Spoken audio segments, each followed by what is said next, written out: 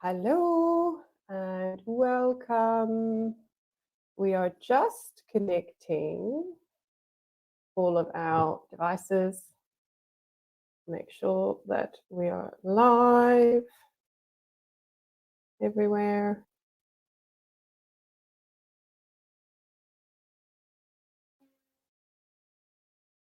Here we are. Welcome.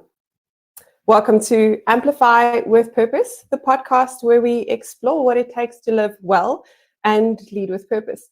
We discuss everything from nuanced business strategies to transformative leadership and personal development. In every episode, you'll find heartfelt discussions and practical tips designed to help you live your best life. My mission is to help you live with purpose and amplify your impact. As always, there will be lots of conversations. Sometimes it will give you some personal experience, sometimes a little bit of inspiration, but you will always walk away with practical tips. Today will be no different, and I have the absolute pleasure of welcoming back one of my favorite guests, Dr. Yaneen Bukabu. Dr. Janine is the Managing Director of the JDC Group of Companies, and she's also the author of Intentional and It Is Finished. Dr. Janine, thank you for joining us. Hi, Odette. Love it here and very excited to add value today. So today we are going to talk about the topic of change. Now, did you know that businesses that embrace change and invest in continuous innovation are 2.7 times more likely to outperform their peers in revenue growth? Now, I'm sure you're saying, well, that's a very specific number. It is, and it's based on a study by McKinsey and Company that found that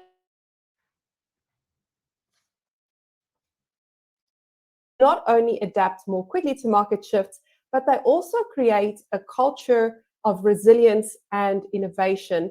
And those two things really do drive long-term success. So, Dr. Janine, what do you believe? Why do you believe the ability to be adaptable and change is critical in today's business environment? So, Odette, I think we all know by now that the only constant thing is change. So, adaptability allows us as businesses to obviously stay competitive. We have to meet customer demands. If we're not going to adapt it and if we're not going to change, we won't be able to meet the customer demands. And then obviously we have to do it so that we can navigate the uncertainties that we are all facing.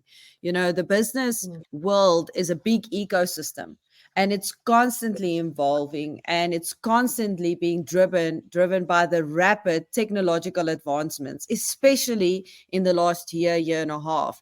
And that brings with it a lot of changing dynamics and market dynamics that is always changing. So I would also say, is with the emergence of AI, you know, automation and Industry 4.0 technologies, businesses have no choice but to be able to act quickly and then pivot from the new opportunities so that they can, at the end of the day, mitigate the challenges, because it is difficult. You know, change doesn't come easy. It's constant, but it's not always easy. Absolutely. One of our regular guests on the show, Christo, always says, change is fun when it's done. And this is no different. So, Dr. Janine, what are some of the key signs that businesses need to adapt their strategies? I mean, are there warning signs we should be looking out for?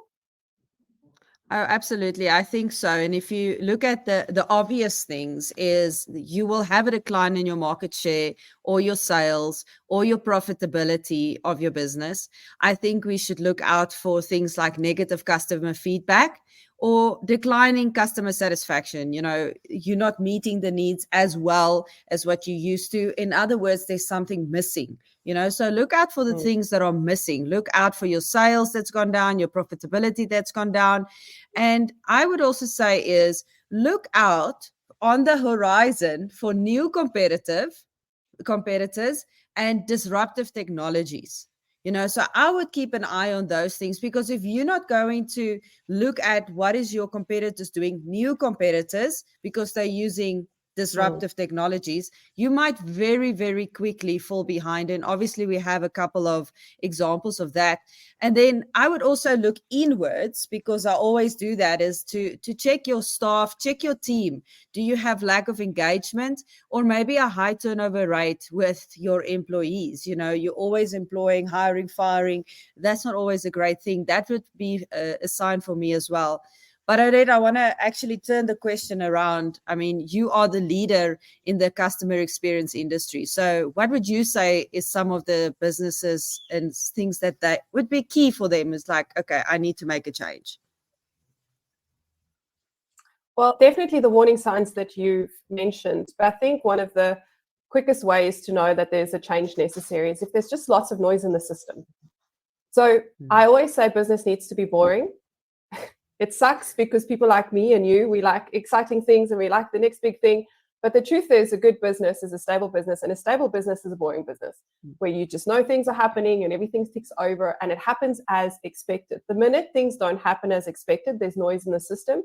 Your customers are complaining, your team is leaving, they're grumbling, or they silently quit, which is also another big issue that we need to be aware of. And as soon as you become aware of these signs, you should be looking at what needs to change. I wouldn't wait too long. It's kind of like, when should you fire someone the first time that you think about it? It's the same with change. When should you be implementing change, looking for something? The minute you notice or you think about the fact that there might be a change necessary is the minute when you should do that. The problem is, if you wait too long, it becomes too difficult to change things. If you think about the big businesses, many of the massive corporates, the big banks, can't change now, or when they do, the change effect only happens 10 years from now because they're so big and they've waited so long. And that's why agility, which Christo spoke about yesterday, is so important. We've got to be able to think on our feet. We have to be nimble. And where possible, we have to be proactive. Because a reactive change means something has already gone wrong. You've already lost a customer, you've already lost your best employee, you've already lost market share.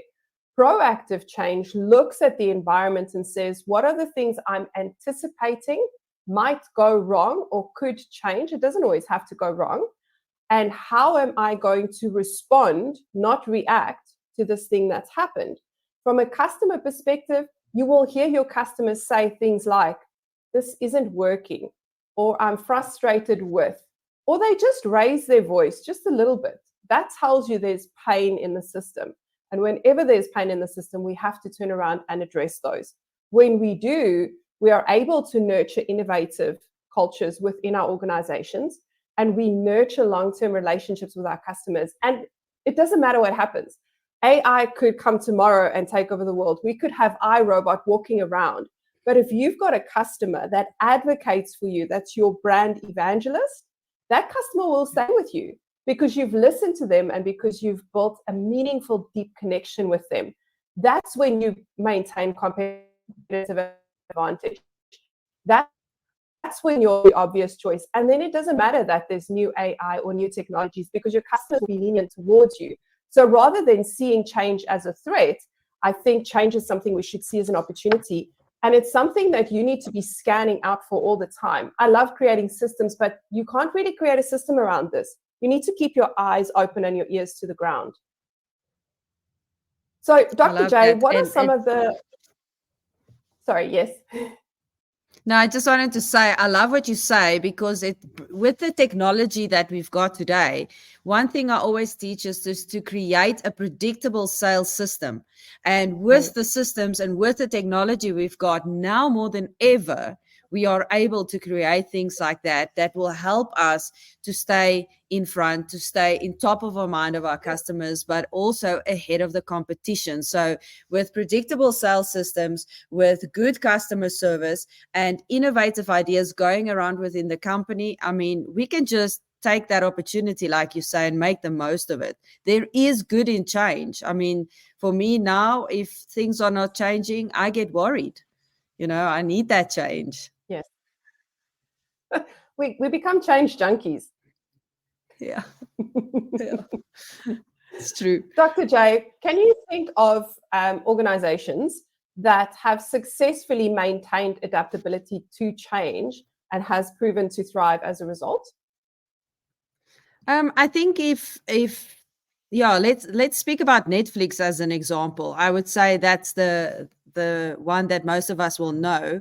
If you think about Netflix, they were originally a DVD rental service, and they recognized that potential or that opportunity that we just spoke about of streaming technology. Therefore, what they did is they shifted their business model to focus on online streaming instead of just the rental service. And by doing that, they created original content as well, and they used the data analytics that we also spoke about yesterday, is using data analytics and make decisions based on that. So Netflix did exactly that. They used their data, they understood their viewers and what they like and don't like, and then they adapted their strategy and business model. They changed the whole landscape of streaming, and now they are literally the global leader in entertainment. We spoke yesterday about disrupting as well, and they literally disrupted the traditional cable and broadcast television industry, so they did really well with that. And if I can think about another one or mention another one that's more technical, is Adobe. So if you're a graphic designer, you ever worked with any of the graphic design programs, you would know how it's still expensive, but how expensive it was because every year you had to buy the license to keep up to date. So then what they did is they changed from software licenses to subscription-based models, which in our case works really well because now you pay a monthly fee, but the advantage to that is that you always have the newest features, newest updates, and it obviously reduces piracy from their side. But from our side, we're always up to date. We've always got the newest technology. And now what I like is you can see most of these companies are adapting to change, and they're making AI part of the project. There's one or two other programs that I use. I think for video editing, I use Camtasia, and Camtasia is doing the same thing. You have a subscription-based model, and you just update, and then you update it to the latest technology, which is really phenomenal. And, change has brought us there. Absolutely. And I think the important thing that you've mentioned that each one of these companies exhibit is thinking about the customer experience. Now, I know people might get a little bit sick of me saying that, but the reality is, you mentioned that the experience you had when Adobe had licenses was a clunky one, it was an expensive one, it was a rough one, because you always had to wonder, am I getting the right stuff? If your license renewed later in the year and they released the newest tech in the beginning of the year, you have to wait until the renewal to get the new. And they've thought about what does that experience feel like for customers. And instead of saying, well, it just is what it is, they've chosen to take on a different approach, which creates two things. It creates an excellent experience for you as the user, but it also creates business stability for them, because subscription models means continuous revenue streams. Now, if you're in business, if you've been in business for any amount of time, you'll know that cash flow is one of the biggest issues that every single business will face at some point. Not so when you have a subscription-based model, because monthly recurring revenue comes in. There is stability in that. Yes, people could leave and they could cancel, but you've got stability. There's some predictability, which again brings us to a boring business is a great business. Dr. Yaneen, how can businesses balance the need for stability and the need for adaptability? Well, I would say the first thing that we need to do is we need to build strong management systems, because when we build strong management systems, it will ensure that we have operational efficiency. The first book that comes to mind is Good to Great, and it teaches us a lot about this, that if we build strong management systems, it will ensure operational efficiency. And when we set clear long-term goals, it's but there's a but. We set clear long-term goals, but we have to be flexible in the strategies. Something that Krista also said that I can, and he said it for many years, is the goal shouldn't change. just maybe the way you get there, or the Yeah. goal shouldn't change, just maybe the time frame that you had in mind from the beginning is probably going to change. So setting clear goals will help us, but we have to be flexible in the strategies.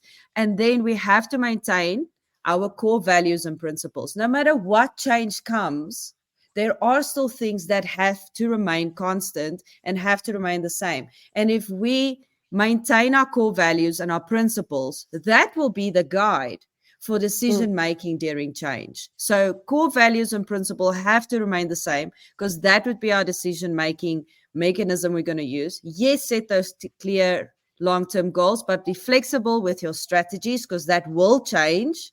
And then build a strong management system so that you can have operational efficiency, or, like you are saying, a boring business. That's what the point is of a strong management system. Absolutely. And it also creates, so when we have strong management systems, we create a safe space for our employees to operate in. So they know what the parameters are, they know what the guidelines are, and they give customers peace of mind that this business isn't going anywhere. This business is staying. And if you are providing a certain type of value, that value will continue to be delivered. It doesn't matter what happens.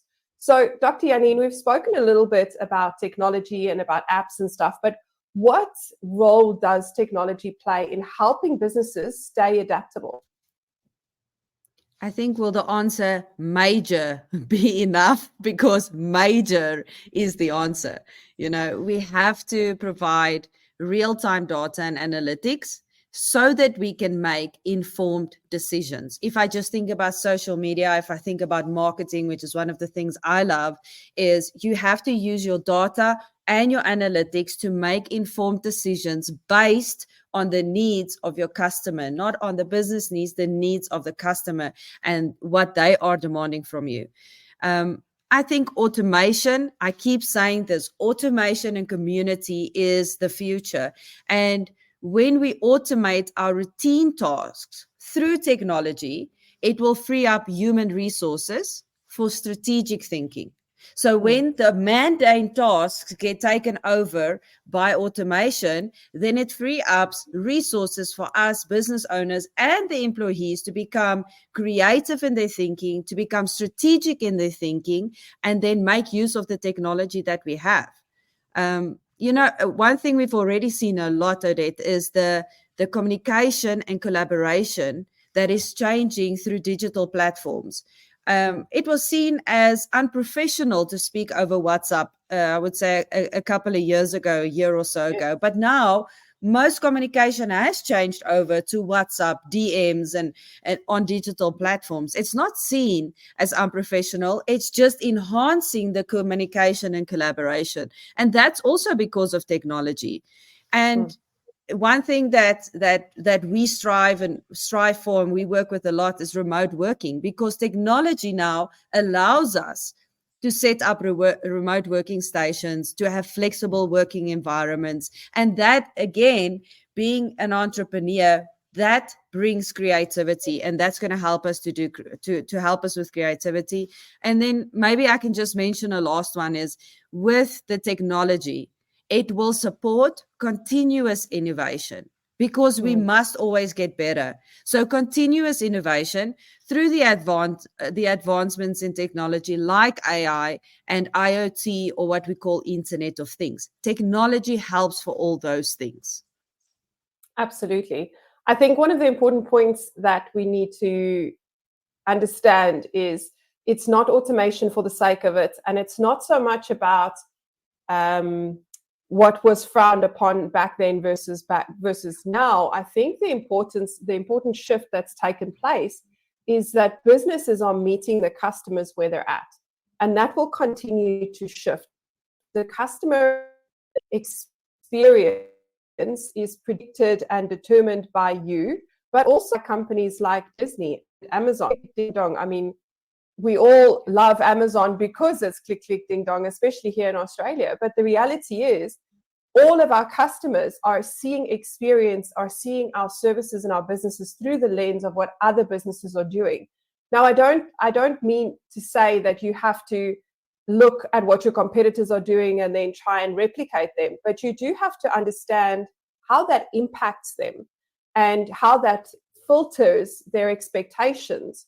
Because when you are running a business that uses automation, that uses data to predict your customers' requirements or desires, then you are able to say, well, if we are selling this product, this is the need that we fill. When we understand the need that we fill or the role that we play, we are able to innovate and deliver something that they didn't even know they needed, but they will need, because we've looked at them and understood them and said, now that I understand who you are and what you do, this is how I'm going to innovate this product or the service. And sometimes it's creating something completely new, which is very rare. Most of the time, it's taking something and going, actually, this was clunky, this didn't work, and you are now going to 5 people. Let me bring it all together and make the process easy for you. And I honestly believe when us as business owners decide to make our customers' lives easier, innovation, all of those things flow. But you can't do that if you don't automate the clunky, boring kind of things. That's true. So, Odette, and also from a business point of view, how would you say that businesses can now measure their adaptability and the impact on their performance?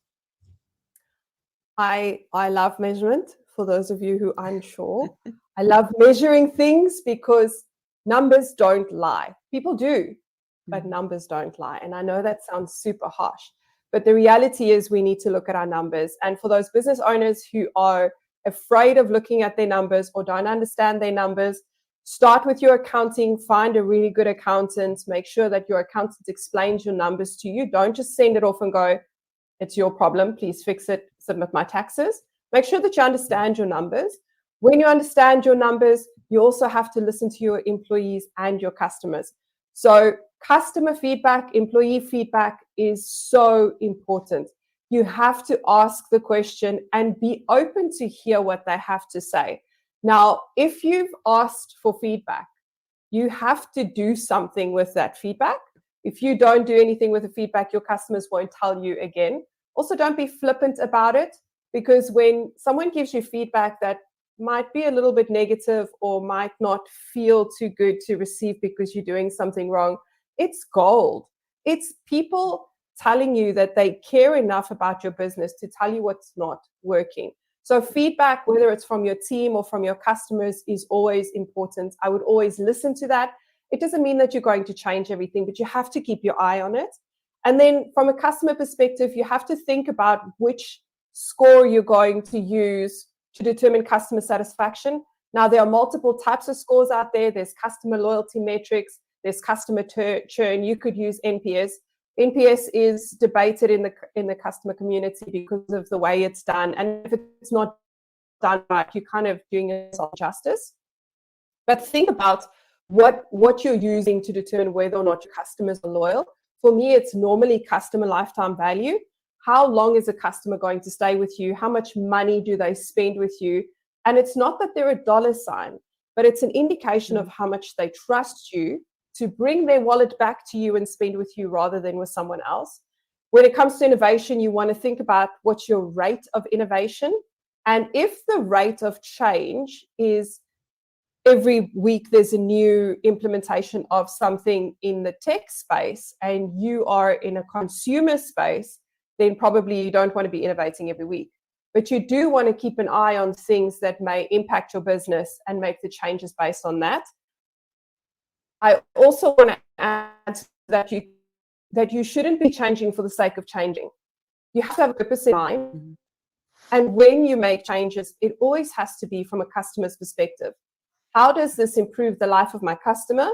How does this improve the life of my employees? If you're doing change because it's going to make your life easier but makes it harder for them, you will fail. Yeah. We all understand financial indicators. So know your numbers. What's your profit ratio? Ooh, now we're talking numbers. What's your profit ratio? Do you know? What's your break-even point? If you don't know, find out what it is and start looking at the numbers. If your numbers are trending down consistently over an 18-month period, there's definitely a problem. Market responsiveness, your customers will let you know very quickly if something's not working. I always say people tell you who they are, you just need to listen. And it's the same with your customers. Your customers are telling you what they want. You just need to listen. And if you're not listening, you're going to miss it and someone else is going to eat your breakfast. That's just the reality. Change management for your team. If you do decide to make a change, you have to decide upfront what does success look like and how you will measure success. Don't just say we're going to implement the new Microsoft Office package. Why are you doing it? Are you just doing it because it's the new thing? Or does it provide you with some efficiency? Does it provide you with some form of optimization? And of course, for the bigger organizations, I would absolutely recommend competitive benchmarking, because competitive benchmarking tells you where you are in relation to your competitors. Again, it's not about seeing what they're doing to copy it. It's about seeing where they are really, really doing well, where they are falling short, and understanding your space in the market. It's never about copying, because I honestly believe there's more than enough business out there for all of us. We can all fit in and we all play a role. We just need to understand what role we're playing. And there's no uniqueness or unique selling proposition when you copy. No, none. So how are you going to stand out if you're just doing what everyone else is doing? That's why innovation goes so well with change and agility. You know, be able to innovate, do your own thing, stand out, and, you know, be quick to change, because with innovation comes a lot of change and adaptability. Yes. And there's something you've just said. It's not about being hasty, it's about being quick. There's a difference. Hasty is, my competitors have implemented this, click, click, ding, dong, I better implement it. And you have no idea how to do it, so you just fumble it in and you sticky tape the thing together and done. Now we also have click, click, ding, dong. That's hasty. That's just the tick box. Quick, exactly. Quick is saying, we need to improve the efficiency of this process from purchase to delivery. How do we do that? And when we sit down and have the conversation, slow is smooth, smooth is fast, have the conversation, invest the time to think about, how does this work for the customer? What could go wrong? What could go right? What do we need to say? What do they need to know? It'll take you a little bit longer. But when you implement and it's done and it's successful. It's kind of like... And suitable to your business, because a lot of the time implement, like we say, we tick those boxes, we put the stuff in because it's trending, so we have to do it. We're just ticking the box, but it's actually not working for you, your business, or your customers. Exactly. And I think, so the principle, the engineering principle of measure twice, cut once, is sort of what comes to play here. You don't want to quickly go do something and then afterwards have to go and undo all of that, because you wasted time and money. And by the time you get the thing in, your competitors are doing something better anyway. So rather take the time to understand, how does this work in your context? How does this benefit your customer? What end result do you want for them? And how can you implement this in the best way? That also, by the way, means that you have to train your team. You cannot get away from making a change and then not training your team on those changes and then communicating it. I mean, there's so many ways that this could go wrong if you are hasty, which is why hasty is not what we're looking for. We're looking for quick moving, responsiveness, not reactions. Dr. J, any last thoughts on adaptability and the importance? I think if I can say this, one of the words I would like people to get acquainted with is the fourth industrial revolution, Industry 4.0, all the same thing, or like Klaus Schwab refers to it as the Great Reset from the World Economic Forum. Because the fourth industrial revolution is the change in adaptability that we are talking about, because it literally represents the fundamental change in which we will live, which we will work, and which we will relate to another. So it's the era that we are now in, And it's characterized by all the technology, which blurs the lines between physical, digital, and biological spheres. If you think about what I'm saying, you and I are sitting in different countries having the same conversation. There is a fusion of technologies coming together, and it blurs the lines between physical, because we're not there, digital, because we're doing this, and biological, we can't even touch each other right now. That is the thing I want people to just start thinking about, is the fourth industrial revolution, industry 4.0, or what they also refer to as the Great Reset. And that goes together with what it is the smart technology we are using right now. It's AI, it's IoT, or Internet of Things, which is advanced. It's advanced robotics, advanced technologies. These technologies will allow machines to communicate with each other and make decisions without human intervention. Think about your smartwatch that is communicating with the app on your phone that goes back to your medical aid or goes back to another app to tell you, run like this, walk like this, do more exercise like that. That is all part of smart technologies. So something we can also look at is big data, and then also customization with things like 3D printing and so on and so forth. So yeah, that would be my last thing that I would add to everybody. And just to say is, keep adapting, keep making those innovative changes to your business, because that is what's going to make you stand out above the crowd, keep your unique perspective, and be able to change into the future successfully, because that's what we've spoken about. Use the technology, get into the things, and make the changes so your company is successful in the future. I love that. Absolutely. The future is human. It's not robots. Absolutely. It's not AI. It's human. And the humans will be supported by all of these really amazing things that are coming your way. So, Dr. And Yaneen, like I always say, I just want to say one more thing, is that the one thing I always say is, when you're an entrepreneur and you're an innovator, my favorite quote that I always tell my team is, I live in the future. I only drink coffee here. And that's the mindset that we need to adapt. Absolutely. I love that. So, Dr. J, talking about the future, I believe there's something really cool happening in September. Do you want to tell us about that? I can't wait for September, besides for the springtime in South Africa that I'm really looking forward to.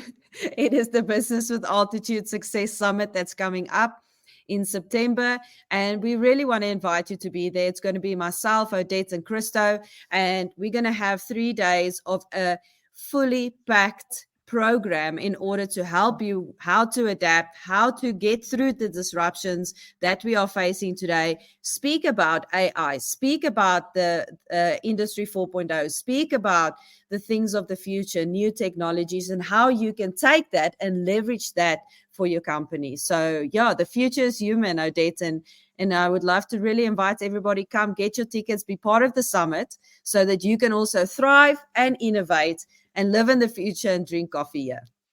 Absolutely. So if you're wondering how to access the summit, we've got a link in the comments section. Click on the link, get your tickets.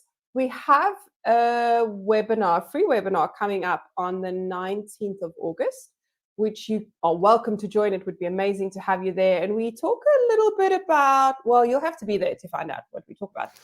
And then there's the summit. So we'd love to have you. Thank you so much for joining us. Thank you for all your comments. We had lots of fun talking about this very interesting topic that is undoubtedly top of mind and will be for the foreseeable future. Until next time, take care. Bye for now.